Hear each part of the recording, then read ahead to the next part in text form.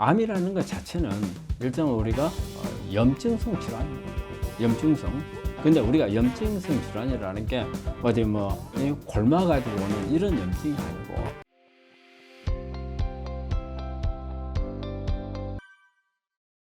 암은 원래 신호가 전혀 없지요. 암이 무서운 이유가 뭐냐면 증상이 없다는 거잖아요. 암이라고 하는 것은 그냥 말 그대로 암은 다른 표현으로 하자면 혹이죠. 혹이기 때문에 이 혹이 뭐냐면 단지 그냥 있는 게 아니고 커간다는 거죠. 커가다가 옆에 있는 게 어떤 장기나 조직들을 눌렀을 때 이제 그때부터 이제 증상이 나오는 거잖아요. 그렇기 때문에 초기에는 전혀 느끼지를 못하는 거고. 그런데 이제 이런 게 있어요. 사실 이제 예방이 중요한 개념이 되는데 바로 이게 내가 만약에 스트레스를 엄청 받았다. 또 아니면은 내가 운동이 부족했다. 내가 먹는 음식 습관이 뭔가가 잘못됐다. 생활 습관이 잘못됐다. 이런 부분을 하고 있다고 인식을 하는 분들은 어때요? 내가 암이 올 수 있다는 생각을 해야 돼요. 이걸 환자들은 위험신호로 생각을 해야 되는 거란 말이에요. 그렇기 때문에 암은 증상이 없기 때문에 이런 부분들을 오히려 내가 암이 올 수 있는 신호라고 생각을 하고 이런 부분들을 조절하는 생활, 이게 암의 징후를 빨리 깨닫는 그런 방법이다 생각을 해요. 예전에는 이렇게 진단 방법이 없었기 때문에 정말 어디 통증이 느끼거나 아니면은 어느 한쪽에 감각이 이상해진다거나 어떤 생리적인 변화가 온다거나 이제 이런 부분을 통해서 이제 검사를 하게 되면 암이 발견이 되잖아요. 그렇기 때문에 암은 대개 예전에는 이런 증상이 나와서 발견을 하면 그때 이미 늦은 거예요. 늦어서. 그래서 이제 암이 이제 상당히 이제 위험하게 이제 생각을 했던 부분이고, 이제 이런 증상들이 이제 나왔다. 그런데 암이다. 그러면은 사실은 상당히 치료가 좀 더 까다롭고 어려워지는 이제 그런 부분이기 때문에 암 환자가 발견될 때 증상이 있어서 발견되면은 적극적인 치료에 대해서 관심을 가지고 해야 된다는 그런 부분이고, 그렇지만 그런 경우가 아니고는 사실 암은 이제 증상은 없는 거예요. 암은 사실은 각 환자마다 성별별로 연령별로 다 다르잖아요. 다 다르니까 통계 자료가 무슨 소양이 있느냐 이리 생각을 하거든요. 그래서 저는 이런 말을 해요.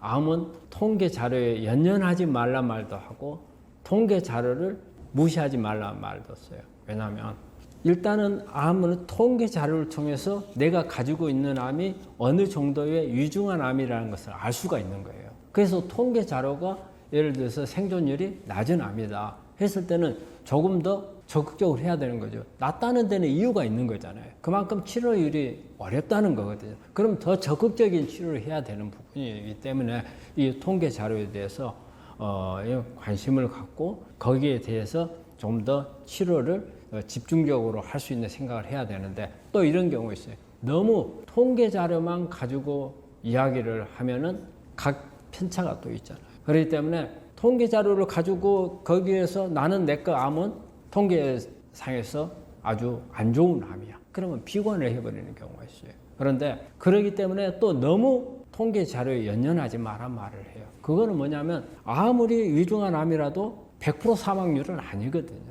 그렇다면 얼마든지 자기 자신이 관리를 하면 좋아질 수 있단 말이에요. 그렇기 때문에 너무 통계 자료에 또 연연하지 말란 말도 같이 써요. 그래서 우리가 대개 통계 자료를 어떤 사람들한테 저는 이제 이야기를 많이 하느냐면요. 우리 자연치유 하는 분들한테 이런 말씀을 많이 드려요.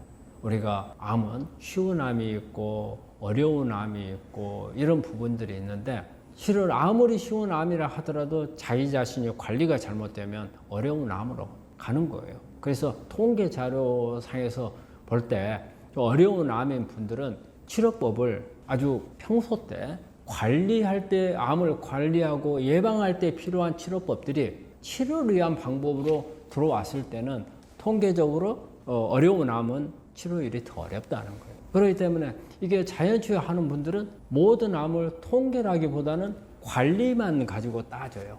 누가 이런 것을 하니까 좋더라? 이런 부분들을 가지고 있는데 당신 암은 조금 더 어려운 암입니다. 그렇기 때문에 현대의학도 도움이 필요하고 여러 가지 면역을 올리는 거, 유전자를 끄는 거, 그다음에 환자에 대한 관리하는 거 이게 다 필요합니다. 이런 부분들이 설명을 하더라도 그게 잘 안 되는 경우가 많아요. 이런 분들은 뭐냐면 이게 암 자체를 통계 자료를 가지고 앞으로 예후가 어떻게 될 거라는 것보다는 그냥 이렇게 하면은 좋아진다. 또 이렇게 하니까 좋아진 사람들이 있더라. 이것만 가지고 하면 참 위험해요. 그래서 암은 저는 그래요. 통계 자료는 관심을 가져야 되고 단지 너무 매이지 말고 너무 연연해 하지도 말라. 이런 말씀을 드리는 겁니다. 치료하는 계획은 제 1번은 일단은 암에 대해서 알아야 된다. 암에 대해서 알아야 되고 그러고 나서 이제 치료 병원을 찾아야 될 거고 그다음에 병원을 찾는 데 있어서는 뭐 어떤 유명한 병원 우리 특히 한국 사람들 유명한 병원을 많이 찾지 잘 모르기 때문에 그래요. 어쨌든 뭐 유명한 병원에 가면 좀 더 치료를 잘 해줄 거다. 또 어떤 분들은 가까운 데 병원을 찾아요. 제일 접근성이 좋으니까. 되게 이렇게 찾는 병원이 있고 그 다음에 어떤 전문가들이 소개하는 것보다는 누가 옆에서 친구가 이 병원 가봐라.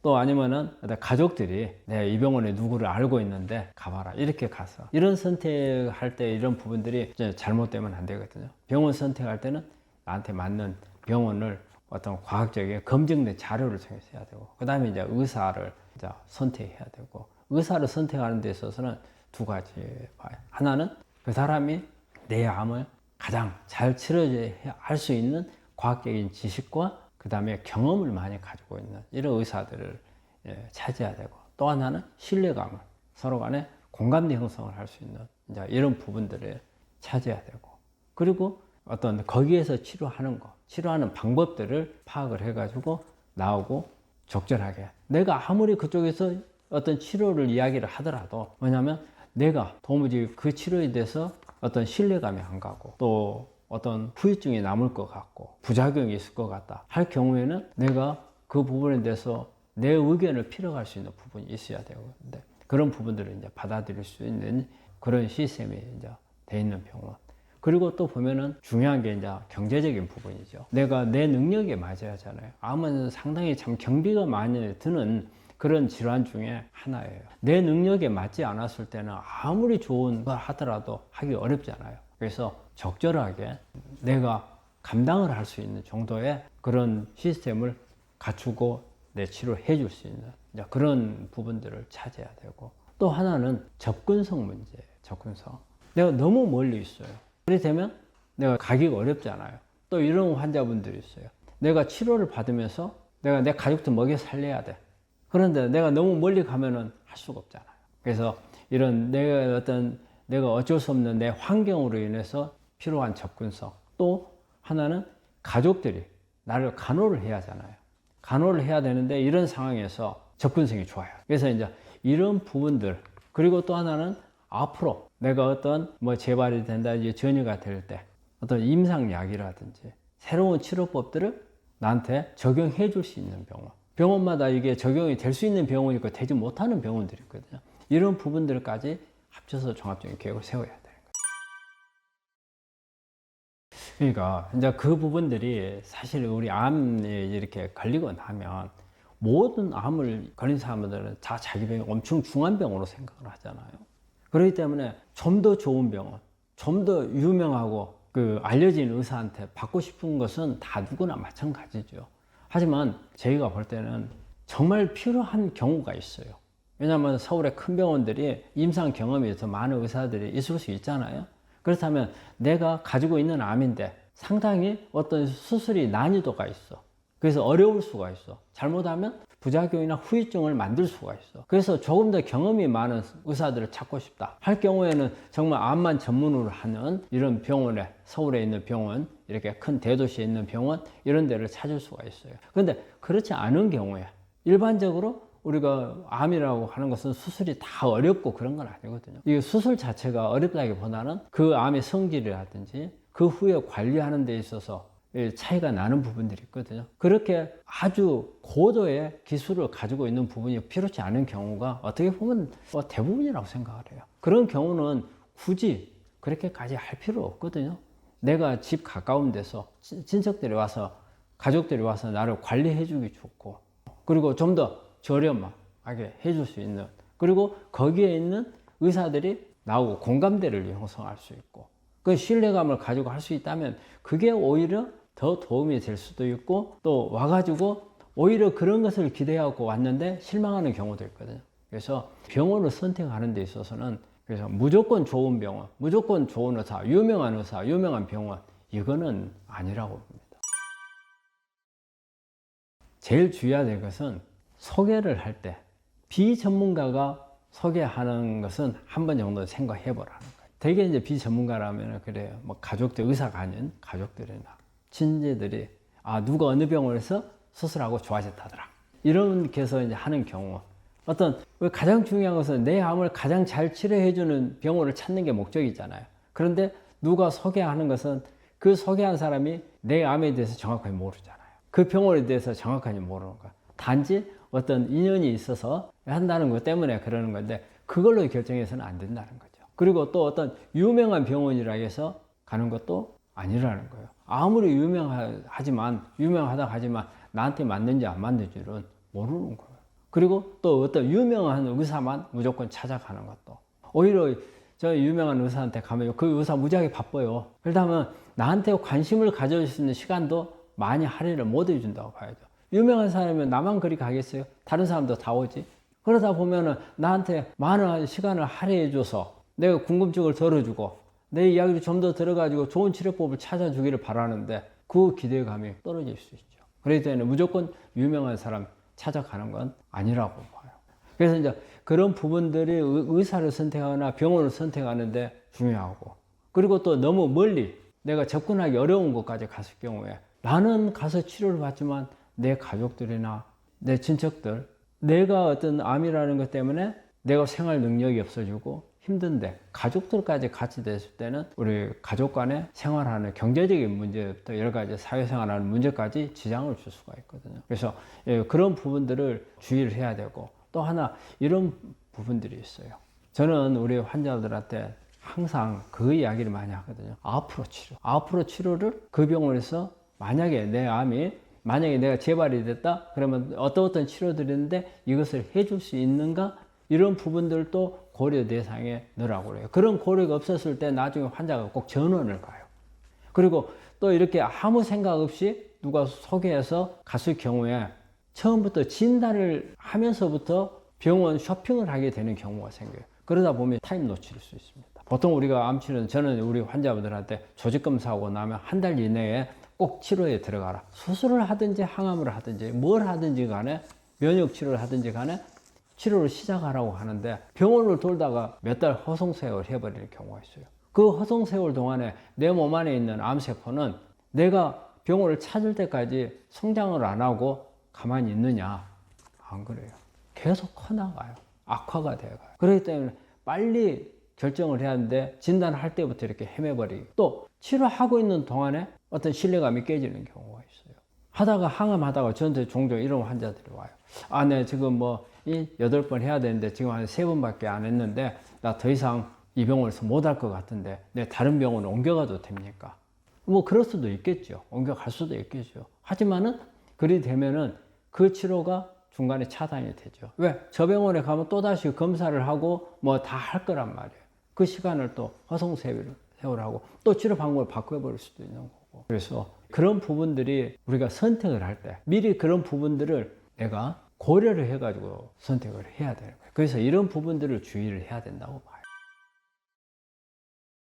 면역력이 떨어지게 되면 그 면역이 뭐 호중구라든지 뭐 T세포라든지 NK세포 이런 다양한 게 있겠지만, 뭐 어쨌든 우리가 이제 암을 주제로 가지고 이야기를 하는 거니까 암에 대한 이렇게 면역을 보자면은, 일단은 우리가 면역이 암하고 바이러스하고 면역이 같아요. T세포, NK세포는 암세포도 잡고 바이러스도 잡는 그런 기능이 있어요. 그러다 보니까 일단은 가장 우선적으로 올 수 있는 게 바이러스 질환에 잘 걸린다는 거예요. 그래서 우리가 감기 바이러스잖아요. 독감이라든지 이런 게 바이러스니까 이게 바이러스 질환이 잘 걸리거나, 또 특히 대상포진이 이게 바이러스거든요. 그래서 옛날에는 대상포진은 특히 그랬어요. 대상포진에 걸리면 혹시 암이 있지 않나 해서 암을 검사하기도 한 적도 있어요. 그 다음에 단순포진, 그리고 또 우리 인유두종 바이러스 HPV라는 거, 이거는 그 자체로도 암을 일으키잖아요. 그래서 이런 바이러스 질환이 잘 걸리면은 이 면역이 떨어졌다고 봐야 되고, 우리가 그냥 표면적으로 볼 때 피부에 뭐 뻐드락지 같은 거 이런 거 잘 생기는 경우, 그리고 또 어떤 환자들 보면 구내염이 자주 발생하잖아요. 이것도 되게 이제 면역이 떨어져서 이제 오는 이런 패턴을 보이는 거고요. 또 장이 나빠요. 장이 안 좋은 사람들이 참 많거든요. 장 문제라든지. 그리고 또 면역이 떨어졌을 때 보면은 체중 같은 것도 이게 많이 줄어드는 이제 이런 패턴이 있는 경우에 대개 보면은 면역이 떨어진 걸로 인한 이런 이제 증상들이, 그리고 면역이 떨어지는 경우에 보면 대개 어떤 체력 같은 것도 많이 떨어져요. 저는 제일 1번으로 그냥 우리가 쉽게 체크할 수 있는 게 체온 저하예요. 면역이 이게 떨어져 있으면은 대개 보면 체온이 떨어져 있는 사람들은 면역이 떨어져 있다고 봐야 돼요. 우리가 일반적으로 체온을 잘 안 재잖아요. 그런데 저체온인 사람들이 있어요. 36도 5부 뭐 밑으로 가는 사람. 우리가 아침에 일어났을 때 36도 5부고 오후 4시 되면 36도 8부 이렇게 체온을 유지를 해야 되거든요. 그런데 아침에 36도 5부가 안 되고 어떤 사람들은 35도밖에 안 되는 사람들도 많이 있고 그래요. 그리고 오후에 보면 체온이 올라가야 하는데 올라가지 못하고, 이런 사람들은 일단은 면역이 떨어져 있다고 봐야 돼요. 그리고 체중 감소나 그다음에 체력적으로 떨어진 사람들, 그리고 만성 피로가 있는 사람들, 계속 항상 피곤한 사람들 있잖아요. 이런 사람들이 면역이 떨어진 사람 특징적인 이런 부분들이고, 그리고 이렇게 장 기능이 안 좋은 사람들, 그다음에 운동 안 하는 사람들, 운동 안 하는 사람들 대개 보면은 장 기능이 많이 약해요. 그리고 또 하나, 면역 안 좋은 사람들 보면은요, 우리가 말하는 인스턴트 식품이나 패스트푸드 이런 불량식품 좋아하는 사람들이 의외로 면역이 다 떨어져 있어요. 어떤 심리적으로 이게 볼 때, 이게 스트레스가 많은 사람이나 소심한 성격을 가진 사람이 저는 면역이 떨어지다고 봐요. 이 소심한 사람은요, 항상 스트레스 속에서 살아요. 이 스트레스로 인해서 면역이 대부분 다 떨어지거든요. 그래서 이런 사람들이 대개 공통적으로 면역이 떨어진 사람이 가지고 있는 특징이라고 봐요. 장이 사람이 막 태어나잖아요. 막 태어나면 엄마의 산도를 지나면서 그 미생물이 몸 안에 들어와요. 그래서 이 미생물이 평생 동안 장 안에서 이제 살게 되는 거거든요. 그런데 이 미생물이 단순히 장 안에서 살고 있는 미생물이 아니고 평생 동안 나를 지켜줄 수도 있고 공격할 수도 있는 게 바로 그런 미생물이고, 그게 장이란 말이에요. 장은 우리 몸에서 면역을 만드는 곳이 장이에요. 면역세포들을 골수에서 만들어요. 골수에서 만들지만 실제적으로 이 면역세포들이 활동을 하는 것은 장이에요. 왜 그러냐면 장은 휴전선이에요. 전선이거든요. 외부에서 우리 몸에 들어오는 적은 장을 통해서 거의 대부분 다 들어온다고 봐야 돼요. 그래서 여기에서 이 외부에서 들어오는 적에 대해서 방어를 하는 게 이 장에 모여있는 면역세포들이 하거든요. 자, 그런데 장이 안 좋다. 장이 안 좋으면 면역세포들이 전부 장으로 다 모일 거 아니에요. 그러면 나머지 부위에 우리 면역세포들이 없죠. 그런데 암은 어느 한 구석에서 정상세포에서 암세포로 바뀌어가지고 이게 큰단 말이에요. 그러면 내 면역세포들이 이걸 찾아가지고 공격을 해서 없애야 될 텐데 면역세포들이 전부 장에 가 있어요. 장에 가 있으면 어떻게 돼요? 공격을. 암은 무럭무럭하죠. 그렇기 때문에 장하고 암하고 관계는 아주 서로 간에 연관되어 있는. 그래서 장을 좋게 해주면 암에 잘 안 걸린다. 근데 우리가 이제 장을 그러면 어떤 경우가 우리가 장을, 우리 환자분들이 어떤 경우에 나는 장이 안 좋다고, 그 환자분들 그게 잘 몰라요. 우리 환자분들이 와가지고 내가 물어봐요. 장은 어떻습니까? 그러면 저는 장은 좋아요. 그러면은 방구 자주 끼세요? 근데 속이 좀 더부룩해요? 더부룩하대. 그 다음에 음식 먹고 나면 소화는 얼마 만에 돼요? 그럼 한 1시간 있으면 소화됩니다. 이런 부분들이 이 사소한 거잖아요. 장은 그게 안 좋은 거예요. 근데 우리가 장은 안 좋냐 그러면 내가 설사하고 복통이 있고 막 변비가 심하고 이럴 경우에 우리 환자들은 장이 안 좋았습니다 하는데, 사실은 그거는 이미 진행해버린 거고, 속이 더부룩한 정도, 소화가 좀 늦는 정도, 그 다음에 트림 같은 게 잘 나오는 경우라든지 방구가 잘 나오는 거라든지, 또 방구를 끼는데 냄새가 난다든지, 이런 거 다 장이 안 좋은 거예요. 암 환자가 됐다 그러면은 장하고 관련이 많기 때문에 장을 개선해야 하잖아요. 그러면 이런 증상만 있어도 장 개선해야 되는 거예요. 장하고 우리하고 암하고는 면역이라는 것을 매개체로 해서 아주 밀접한 관계가 있다고 봐야 돼요. 안에서 가스가 많이 만들어지고 또 특히 우리가 장 안에서 나쁜 미생물들이 가스에서 냄새가 날 수 있는 그런 부분들을 훨씬 많이 만들고 그 다음에 우리가 장 기능이 어느 정도 좋은 사람들 모든 사람이 방광을 낄 수 있어요. 그런데 방광을 끼는데 보면은 냄새 잘 안 나잖아요. 그런데 세균들이 그런 독한 냄새가 나는 방광을 가스를 잘 많이 만들어요. 사실 우리가 이제 암 환자들한테 저희 이제 상담을 하게 되면 기본적으로 물어보는 게 장 기능에 대해서 물어봐요. 그동안 장 기능에 대해서 어땠는가. 그런데 이 장하고 암하고는 밀접한 관계가 있는 게 암은 우리 몸 안에서 성장해 어떤 하나의 세포가 암세포로 바뀌어서 성장을 하는 거지만 이거를 계속 공격을 해서 암세포가 암으로 발전하는 것을 막아주는 게 우리 면역이거든요. 근데 이 면역이 만들어지는 곳이 바로 장에서 형성이 많이 돼요. 그래서 직접 장이 면역세포를 생산하는 것은 아니에요. 우리 면역세포를 만드는 것은 골수에서 만들어내잖아요. 골수에서 만들어내고 흉선에서 이 면역세포들을 다듬고 하지만 우리가 장이 중요한 것은 우리 장이 안 좋은 사람들은 면역이 장으로 집중이 돼요. 장으로 집중이 되다 보면은 우리 암이라든지 우리 몸 안에서 일어나는 면역이 필요한 부분에 집중이 안 되는 거예요. 장에 다 가 있는 거예요. 근데 장이 나쁜 사람들이 계속 우리 몸에 지켜야 될 면역이 어때요? 거기에 가 있어요. 그래서 장을 좋게 해주는 게 면역을 우리가 암 쪽으로 돌릴 수가 있는 거예요. 그래서 암에 장이 영향을 주는 게 한 80%라고 그래요. 그 정도의 영향을 줘요. 그렇기 때문에 일단 암 치료하려고 하는 환자들은 집중되어 있는 장에 집중되어 있는 이쪽으로 돌리기 위해서는 장 관리를 꼭 해야 되는 거예요. 이 장 관리가 필요한 사람들을 우리가 찾아야 되는데 우리 환자분들이 이런 경우가 많아요. 상담을 할 때 장이 어떻습니까? 이렇게 물어보면 저 장은 괜찮아요. 이렇게 말씀하신 분들이 많아요. 그래서 이제 세부적으로 이제 질문을 하는 거예요. 방구를 잘 낍니까? 아니면 방구 끼면 냄새가 납니까? 아니면 소화가 30분 안에 됩니까? 안 됩니까? 그 다음에 트림이 잘 나옵니까? 그 다음에 먹고 나면 속이 더부룩합니까? 가끔 가다가 통증은 나옵니까? 밥 먹고 나면은 뭐 허리 부분이 뻐근한 건 있습니까? 그 다음에 변비는 있습니까? 이런 부분들을 다 물어보면 나중에는 거의 대부분 해당이 돼요. 일단 내가 지금 방금 말한 이런 증상들은 일단 장이 안 좋다는 신호예요. 그래서 이런 부분들을 우리 암 환자분들은 우리가 암이 아닌 경우야 이거 가지고 충분히 뭐 생활하고 불편하지만 암이 있는 분들은 이런 부분이 있게 되면 그만큼 나한테 내 암에 집중해야 될 면역이 이쪽으로 간다는 거예요. 그래서 이거를 암 쪽으로 가게 하기 위해서는 이걸 관리를 해야 되고 또 하나 우리 장에서 여러 가지 면역에 도움이 되는 이런 물질들을 만들어줘요. 우리 장에서 세균들이 이렇게 되면 사람은 생존할 수가 없어요.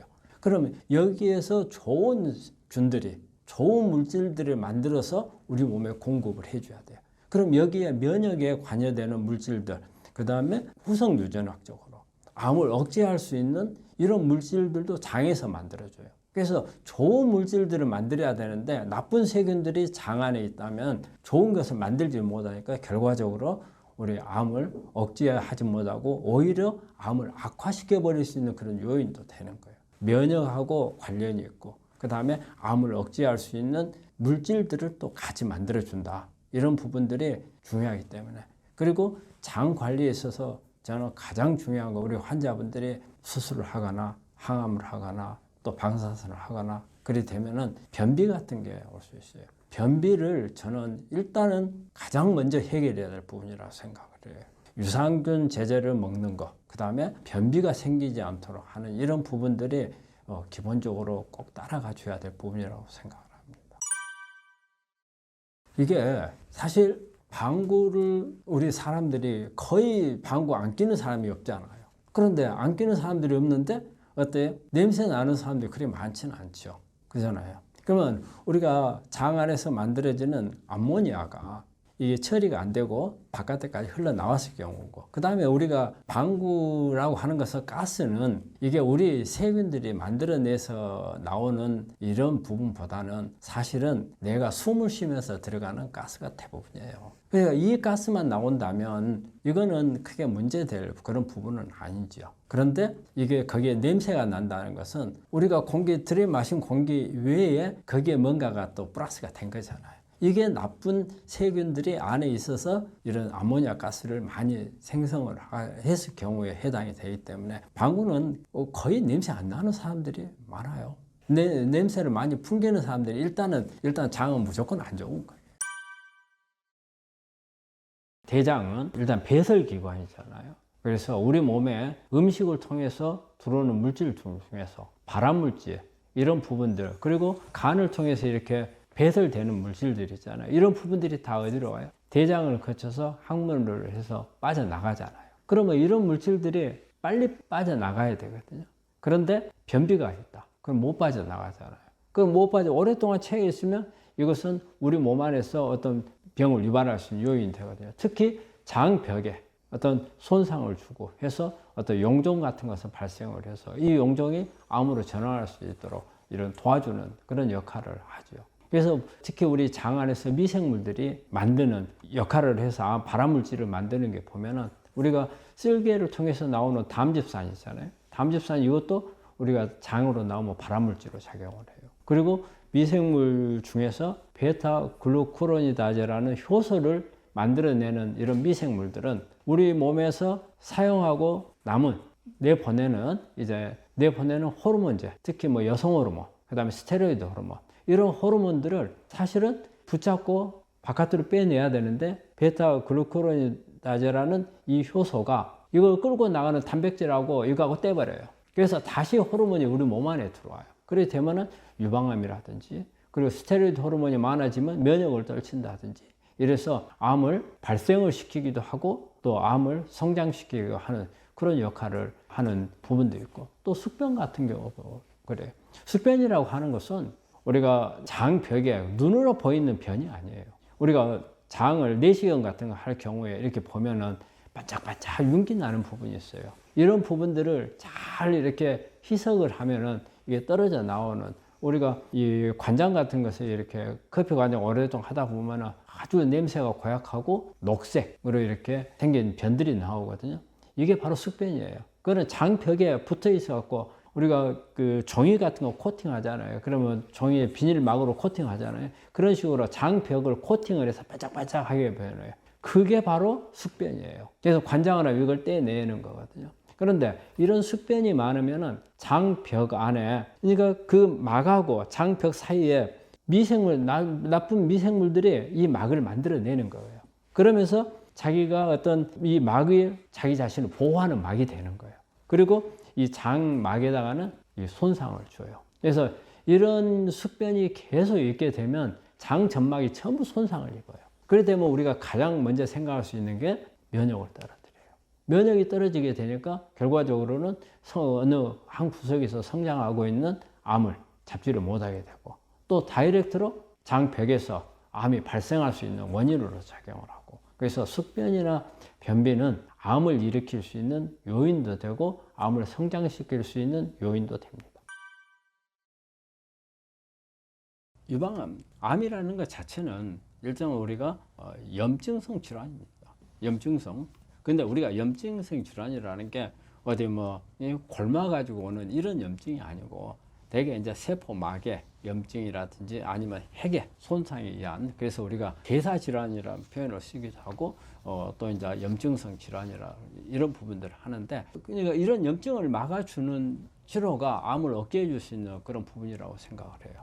그래서 우리가 염증을 막아줄 수 있는 이런 음식들을 한번 살펴보면 일단은 가장 중요한 게 항산화제죠. 항산화제가 염증을, 우리가 활성산소가 많이 만들어져서 이게 손상을 주기 때문에 그걸 차단해 주는 물질. 그럼 우리가 많은 채소하고 그 다음에 뭐 과일류 이런 부분들이 항산화제 역할을 하고요. 그리고 그 오메가3 계통. 오메가3 계통은 이게 염증을 막아주거든요. 그래서 오메가3는 염증을 억제. 그 다음에 오메가6는 염증을 유발시키는 그런 거거든요. 그래서 그 지방을 먹을 때 특히 오메가3 쪽을 많이 먹어야 염증이 줄어들 수가 있고요. 그리고 또 이제 장을 좋게 해줘야 장에 염증이 많이 없애줘야 되거든요.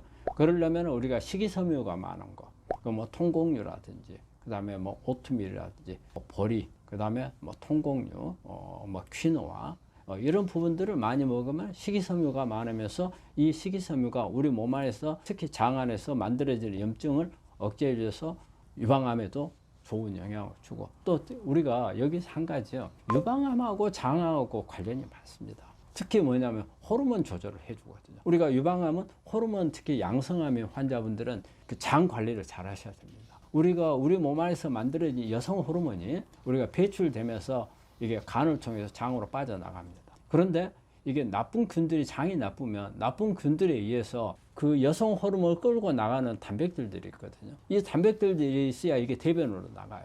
그런데 이 단백질하고 이 호르몬하고 떼버려요. 나쁜 균들이. 그렇게 되면은 이 호르몬이 몸에 다시 들어와요. 이게 우리 몸에서는 일단은 내보냈기 때문에 부족한 만큼은 보충하거든요.